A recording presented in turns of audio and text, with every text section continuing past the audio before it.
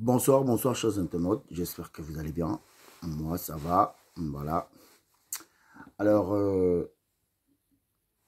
si je viens faire cette vidéo, c'est par rapport à... Pardon, c'est par rapport à la fameuse liste que le grand frère G. Il a sorti. Des personnes qui ont reçu de l'argent pour se taire, ou d'autres qui ont reçu pour blanchir, n'est-ce pas, un cartel qui a décidé, n'est-ce pas, d'assassiner des gens comme il veut le Cameroun. Voilà. Alors, je vais revenir d'abord sur ça. Je vais revenir sur cette liste tout à l'heure et citer un peu quelques noms parce qu'il y en a plusieurs là que je ne connais pas, enfin, que je n'ai jamais vu sur les réseaux. Certainement, ils passent, mais ça, je ne sais pas certainement que ce sont ces gens. Mais il y en a d'autres que, voilà, qui sont reconnus, que je connais très bien, en fait. Surtout sur les réseaux, hein, pas personnellement. Voilà. Déjà, concernant l'affaire de notre frère Martinez Ogo, comme je l'ai dit lors de ma précédente vidéo, que l'esprit de Martinez est en train de faire son travail. Oui, son esprit est en train de travailler. Il n'y a que des insensés, n'est-ce pas, ou des aveugles, hein, spirituels, hein, surtout, qui ne peuvent pas voir ce qui est en train de se passer. Parce que vous constatez que au fur et à mesure cette affaire avance, on constate, n'est-ce pas, des nouvelles révélations qui sortent. Voilà, des choses. On a eu une information en ce qui concerne le colonel Ndaoué, qui est celui-là qui a avoué beaucoup de choses en ce qui concerne le crime, rappelez le crime vraiment odieux de notre frère Martinez. Voilà. Et il a dit que il veut faire encore de nouvelles révélations concernant cet assassinat-là, en fait. Mais il a demandé une garantie concernant sa famille. Parce que certaines choses, certainement on a appris que déjà les premières révélations qu'il a données en ce qui concerne le déroulement et pendant, comment dire ça, et pendant l'acte, n'est-ce pas, de cet assassinat, il a donné donné les faits, tout, en fait, il a relaté tout le film, hein, tout le film qu'il a dit. Et apparemment, il a reçu des menaces qu'on devrait, n'est-ce pas, tuer sa famille. Et là, il a été au courant et il demande à ce que le gouvernement puisse protéger sa famille qui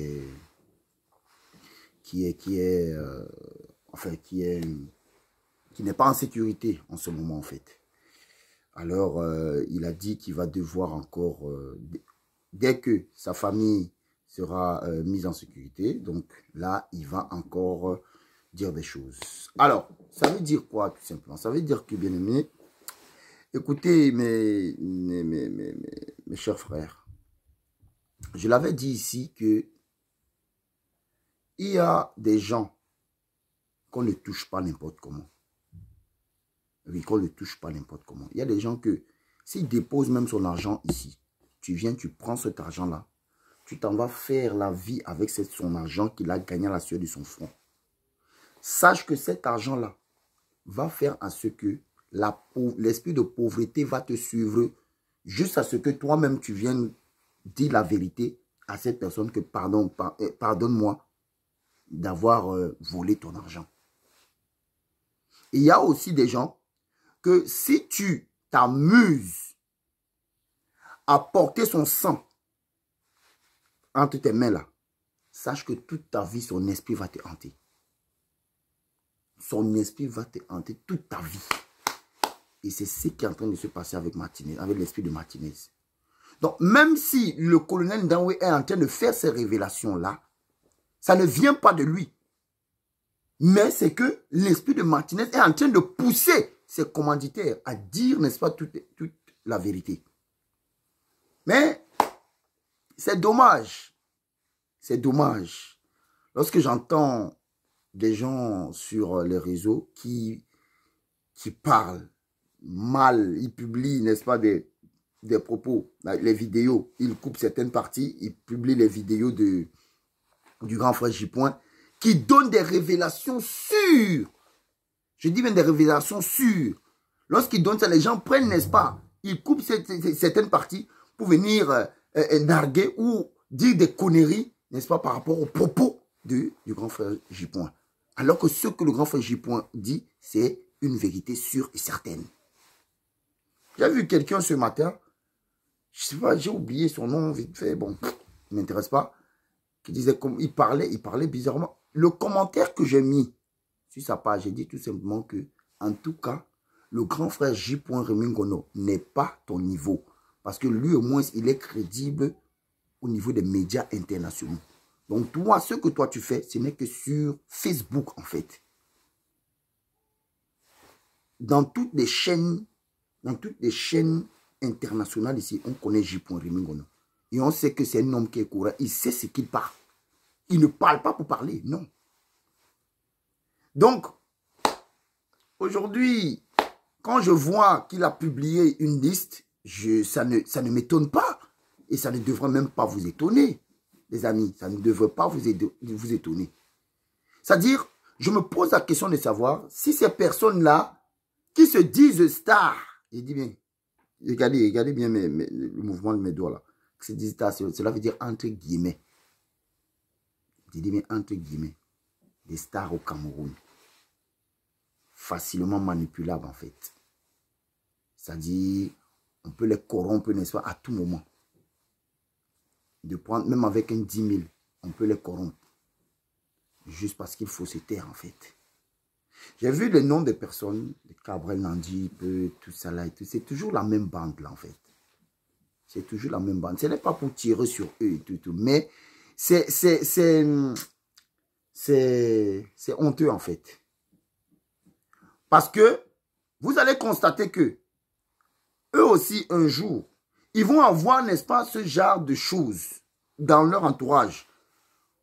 Ils vont venir dire que, oh, j'ai perdu ma petite soeur, oh, j'ai perdu ceci. Voilà le déroulement, n'est-ce pas, de son décès, et ainsi de suite. Oh, on a besoin d'aide et tout. On verra si des personnes qui attendaient à ce que vous aussi, que vous fassiez, n'est-ce pas, un geste, une vidéo pour soutenir, pour demander justice, par rapport au décès du frère Martinez, on va voir si ces gens-là vont vous aider aussi.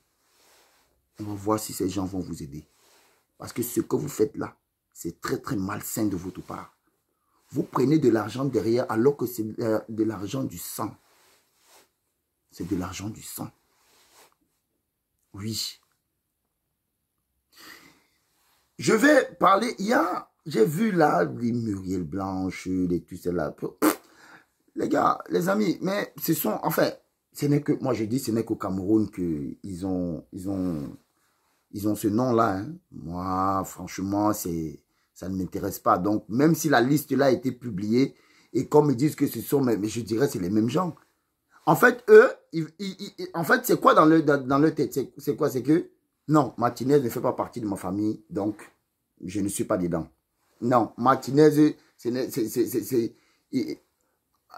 il m'a aidé en quoi dans ma vie et tout cela. Donc, je préfère ne pas parler. Ça, c'est ce qui est dans leur tête. Mais, je vais vous dire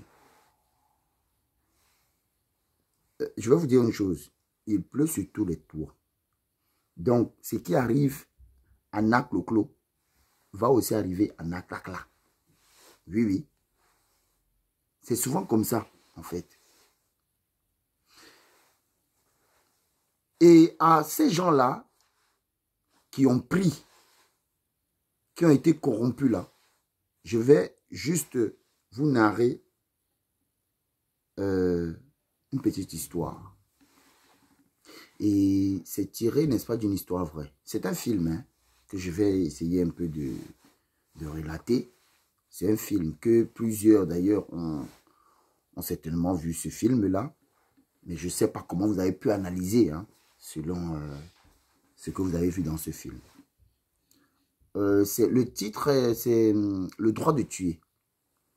C'est l'histoire, n'est-ce pas, d'un homme, d'un Américain noir, et dont sa fille a été violée, en fait, par les Américains, par 2 Américains blancs.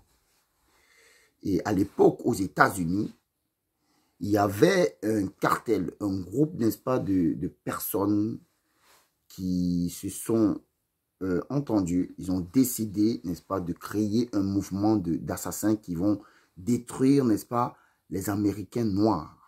Parce que c'était des racistes à la base, en fait. Et ce groupe, on les a appelés le Ku Klux Klan, un truc comme ça là. Voilà, c'est ça. Et ces blancs-là, ces Américains blancs, pardon, faisaient partie, n'est-ce pas, de ce cartel-là. Et lorsque un Américain noir avait un problème avec un Américain blanc et que l'affaire devait se passer au tribunal, même si l'Américain noir avait comment dire ça, raison, il va perdre sa raison tout seul à cause, n'est-ce pas, de sa couleur de peau. Et donc, les Américains noirs n'avaient pas de parole à cette époque-là. C'est un film, hein, mais c'était tiré d'une histoire vraie. Et par la suite, maintenant, le monsieur en question, le monsieur dont on a violé sa fille, savait que comme on a violé sa fille, il savait que même si on amenait ce problème au tribunal, il allait perdre. Donc, il allait perdre le procès. Donc, on allait donner raison à ces Américains blancs. Alors, lui-même a décidé de se faire justice. Il a décidé, n'est-ce pas, de se faire justice. Il a pris lors, n'est-ce pas, de leur procès. Et pendant qu'on les amenait au tribunal, il est venu avec une arme, il a tué les 2 blancs. Donc, il y a un crime qui s'est ajouté sur un autre crime. Donc, ce monsieur, cet Américain noir, a été pris, il a été enfermé. Et c'est maintenant lui qu'on devait juger par rapport au crime qu'il a commis, n'est-ce pas, à ces blancs, à ces Américains blancs, en fait. Alors, l'Américain noir avait un avocat blanc qui est venu défendre sa cause. Parce que cet avocat-là, il avait aussi une petite fille. Et pendant le procès et le jour où on devait, ce qui est intéressant, c'est au niveau de la fin. Parce que pendant qu'on devait, n'est-ce pas, rendre le verdict final, alors cet Américain, cet avocat blanc qui plaidait pour l'Américain noir, il avait un dernier mot à dire parce qu'il ne savait plus, il ne savait plus quel argument donner pour que son client soit que son client soit libéré, en fait. Alors, qu'est-ce qui s'est passé? Il s'est levé. Il a demandé à toute la salle de fermer les yeux, y compris le président du tribunal et tous ceux-là qui étaient là. Il a commencé à relater une histoire. Il a dit ceci, que imaginez-vous votre petite fille dans sa jeunesse et qui est en train c'est-à-dire qui est en train de s'épanouir, tout en espérant, n'est-ce pas, avoir un avenir meilleur. Et que demain,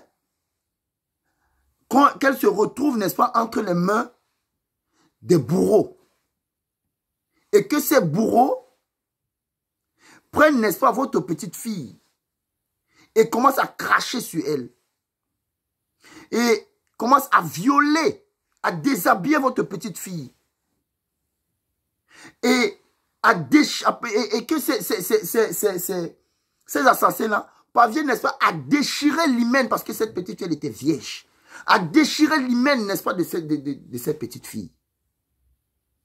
Imaginez-vous ce genre de scène. Imaginez la douleur. Imaginez comment imaginez les cris de votre enfant en ce moment-là. Imaginez. Donc pendant qu'il relatait cela, ça touchait tout le monde. Et tout le monde, n'est-ce pas, s'est mis à pleurer. À pleurer. Il a posé une seule question à toute l'assemblée. Il a dit, à votre place, qu'auriez-vous fait? C'est là où tout le monde a ouvert les yeux.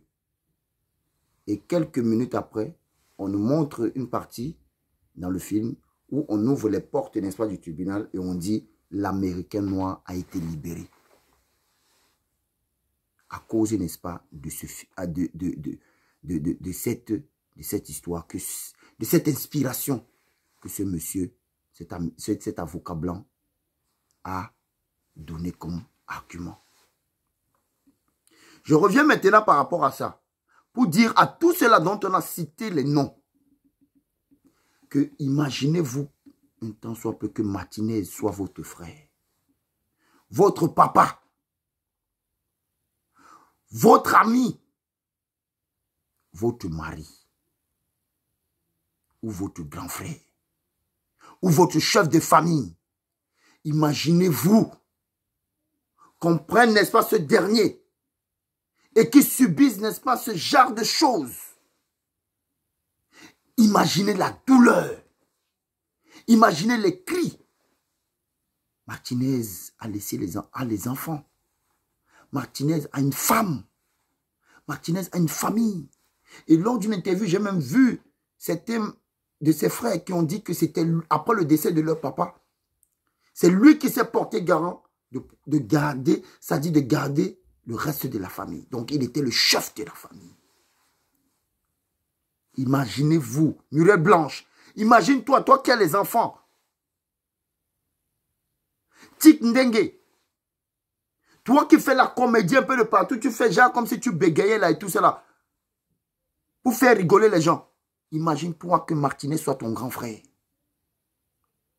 Cabral Nandip, imagine que Martinez, déjà toi je ne sais même pas, déjà même avec ton propre ami déjà, ton meilleur ami qu'on appelle Gâteau.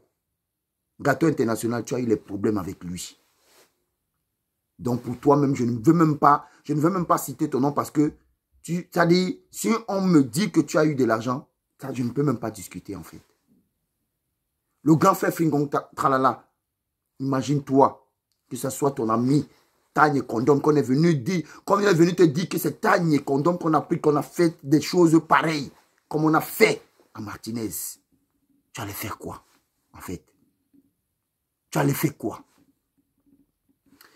Imagine-toi, moi Minga. Toi, moi Minga.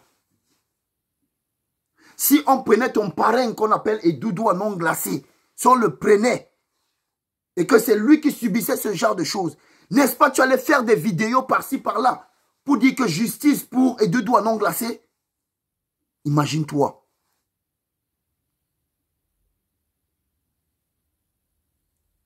Non, c'est très méchant. Si on le fait, ce n'est pas pour chercher un buzz, ce n'est pas pour je ne sais pas quoi, pour chercher des vues. Non, ce n'est pas ça.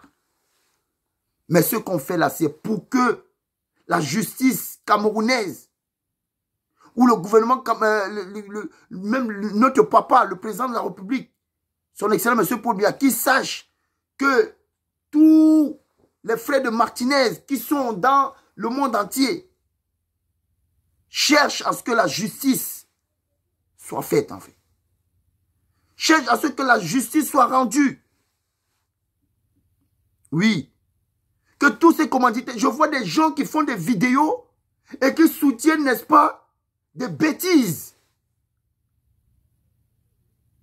Vous savez très bien ceux qui ont fait ça. Et ils sont en train d'avouer eux-mêmes. Bruno Bidjan a avoué. Est-ce que vous avez suivi l'histoire du Sanga? Du Sanga, que le patron de Vision 4, il a voulu faire la grève de faim pendant ces 2 ou 3 jours. Et pendant qu'on a ramené le Sanga, Bruno Bidjan est en train de manger avec le beau-père du PDG de Vision 4. Et avant même ça, Bruno Bidjan a voulu parler, n'est-ce pas, à son patron. Son patron lui a dit qu'il ne doit pas adresser la parole. Tout simplement parce que son patron lui dit, on est allé là-bas, on t'a fouetté un peu, tu t'es mis à parler. Tu parlais quoi là-bas? Donc entre eux déjà là-bas, ils ne se parlent pas, ça chauffe là-bas entre eux. Ils sont en train d'avouer certaines choses. Et d'autres personnes sont en train d'être démantelées au fur et à mesure. Et des gros poissons surtout du Cameroun. Et vous voulez soutenir des blablabla. C'est-à-dire, une bêtise. Ne faites pas ça. Ne faites pas ça. Parce que ça peut vous arriver. Ça peut vous arriver. Si on le fait, ce n'est pas pour mépriser notre... C'est-à-dire, ce n'est pas pour mépriser notre pays. Ce n'est pas pour insulter notre père, qui est le président de la République. Non. Mais c'est pour qu'on puisse l'aider dans cette tâche-là. Pour que la justice soit rendue.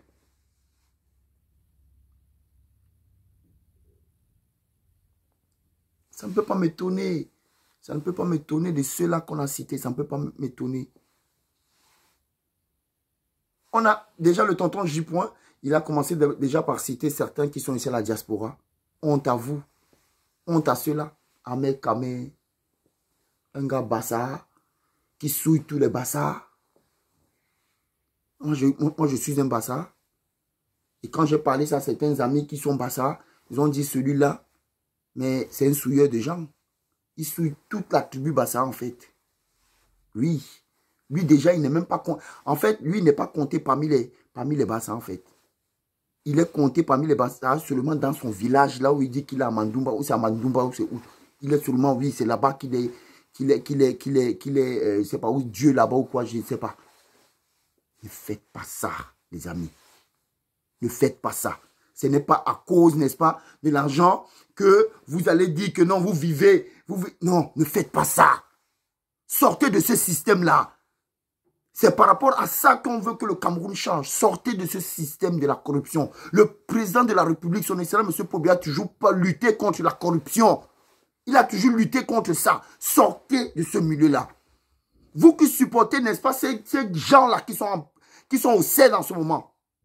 Je vois le président Tchafak Jonas qui dit carrément que il salue son champion, le président de Vision 4.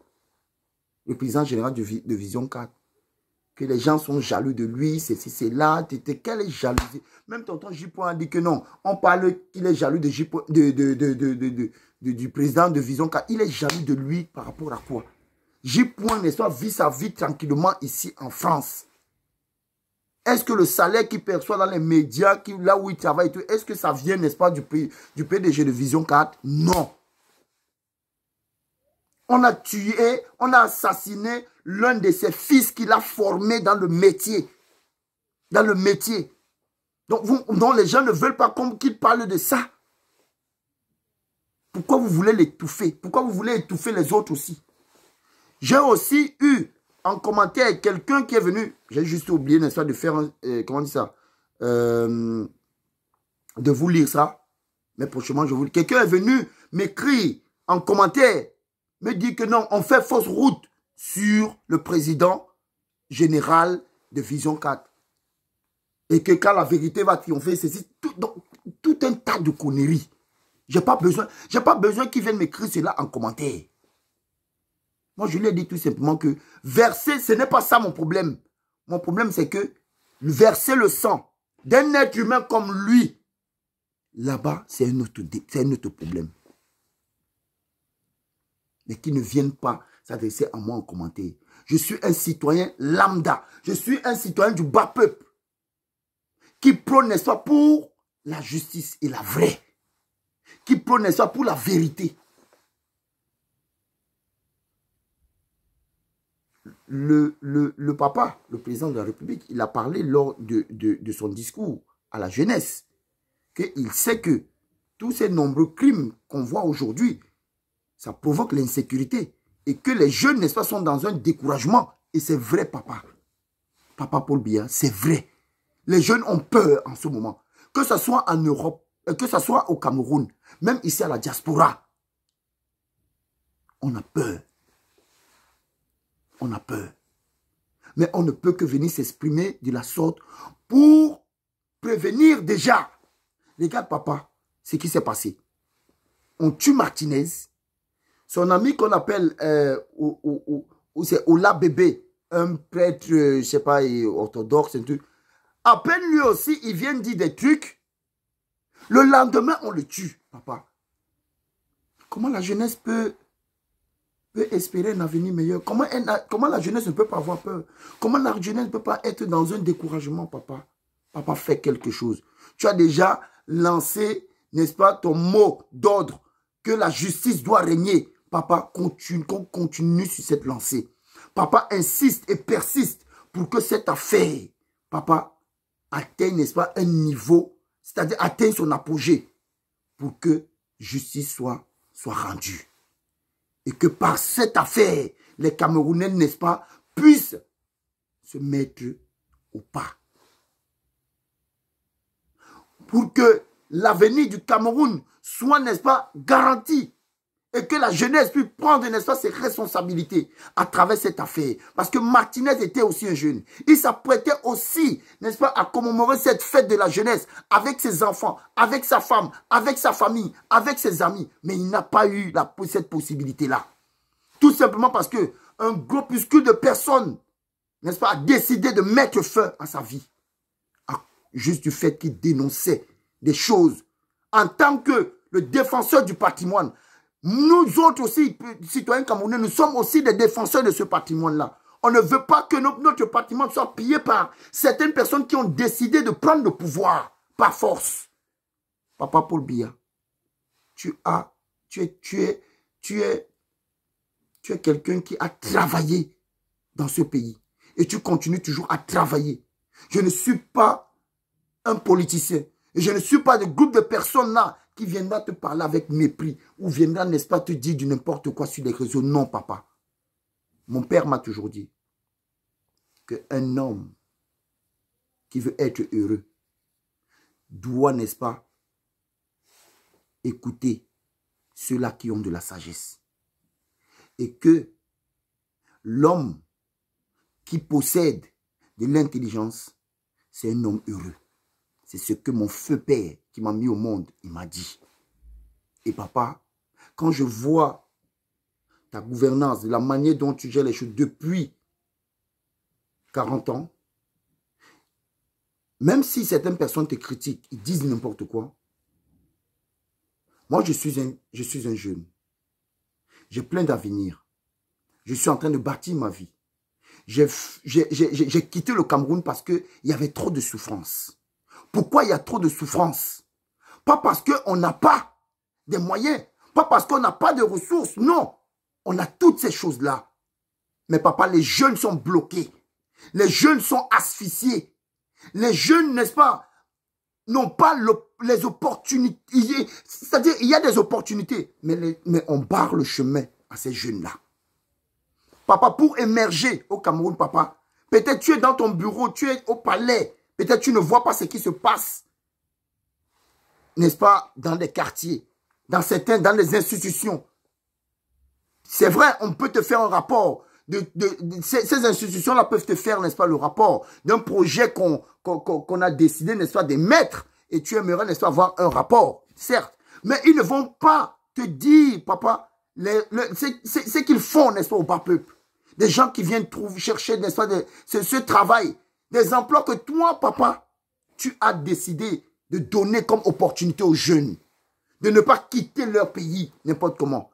De fournir cette énergie-là. De donner leur énergie, n'est-ce pas, au service de la nation. Papa, pour évoluer au pays, il faut baisser la culotte. C'est-à-dire, un homme doit baisser la culotte. Papa, moi, j'ai une petite sœur qui m'a suivi. Elle est en phase doctorat. Je dis bien en phase doctorat. Papa, il n'a pas encore trouvé la stabilité. Professionnelle, elle n'a pas encore trouvé. Elle a travaillé dans une grande société au Cameroun, que je tais le nom. Elle était plus vaillante et plus forte que son patron. Tous les dossiers, c'est elle qui gérait. Son patron avait un salaire. Son patron avait 4 fois son salaire. Elle avait plus de diplômes, plus d'expérience que son patron. Jusqu'à son patron a décidé que si elle veut émerger dans cette entreprise-là, il faudrait qu'elle couche avec.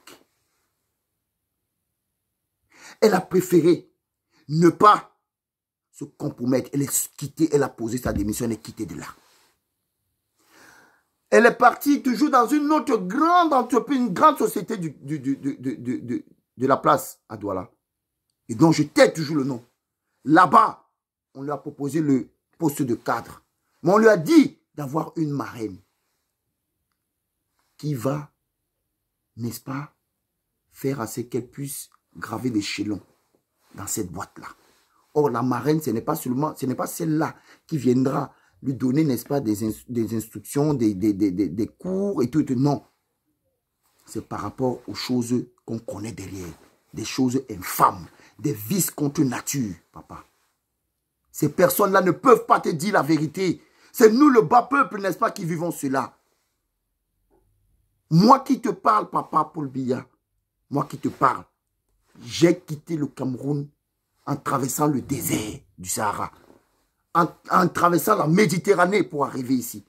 Et ce que j'ai reçu ici, que ce soit mes papiers pour travailler, pour voyager, pour avoir une vie meilleure ici dans ce pays, papa, j'ai bataillé. Papa, ça a été à la sueur de mon front. Mais si dans mon pays, je ne peux pas avoir ça. Tout simplement parce qu'il y a des gens qui ne veulent pas qu'on puisse, n'est-ce pas, émerger. Papa, toi, tu donnes des instructions. Toi, tu donnes, n'est-ce pas, tu mets des projets en place, des opportunités pour que c'est nous, les jeunes, qu'on puisse saisir cela. Mais ceux-là, à qui tu lègues, n'est-ce pas, ces projets-là, et des finances, ils ne font rien par la suite. Ils nous atomisent.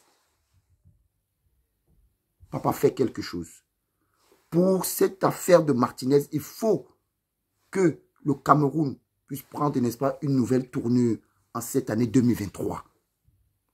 Jusqu'à ce que, papa, ton mandat qui va se terminer certainement en 2025, papa, que tu termines, n'est-ce pas, ton mandat en beauté. Parce que tu as beaucoup travaillé pour la nation. Tu as fait beaucoup de choses. Moi, depuis que je suis né, jusqu'à l'âge où je suis, j'ai toujours connu un seul homme, un seul patriarche, un seul papa qui a dirigé, qui a gouverné le Cameroun, c'est toi. C'est toi, papa. Fais quelque chose par rapport à cette affaire. Mais plus, insiste, persiste par rapport à ça, que la justice soit faite. Et que la jeunesse camerounaise puisse trouver, n'est-ce pas, des issues dans leur propre pays pour réussir. Quand je vais au Cameroun, il n'y a que la bière. Les jeunes sont noyés dans la boisson. On a augmenté beaucoup de choses sur le marché. Finalement, si on augmente telle chose, on parle de la crise mondiale. Il est vrai que quand j'entends les gens, n'est-ce pas, se plaindre par rapport à ce qui se passe au Cameroun, de l'augmentation de telles choses, de beaucoup de choses en fait. Mais ce n'est pas seulement qu'en Afrique, ou au Cameroun en particulier, non. C'est en Europe. C'est partout dans le monde. Ils parlent, c'est-à-dire ceux qui gouvernent le monde, ils disent que ça provient, n'est-ce pas, de cette crise qu'il y a entre l'Ukraine et la Russie. Mais moi, je me pose la question de savoir, qu'est-ce que l'Afrique a à y voir dedans? Et qu'est-ce que notre pays, le Cameroun en particulier, a à y voir dedans, en fait? Pour que les choses, n'est-ce pas, puissent augmenter, le carburant et autres. Sachant que déjà, certaines personnes, un cartel au Cameroun a décidé de piller le pays. Et pour rendre encore les choses difficiles, on vient augmenter les choses. Papa, je sais que ce genre de choses ne viennent pas de toi, papa. Je le sais.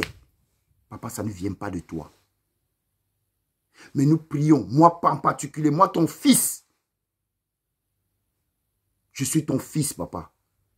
Je prie que le Seigneur Jésus continue à te donner une sagesse pour démanteler, n'est-ce pas, tout ce gang qui met le bas peuple, n'est-ce pas, à terre. Le bas peuple, n'est-ce pas, à un niveau très bas.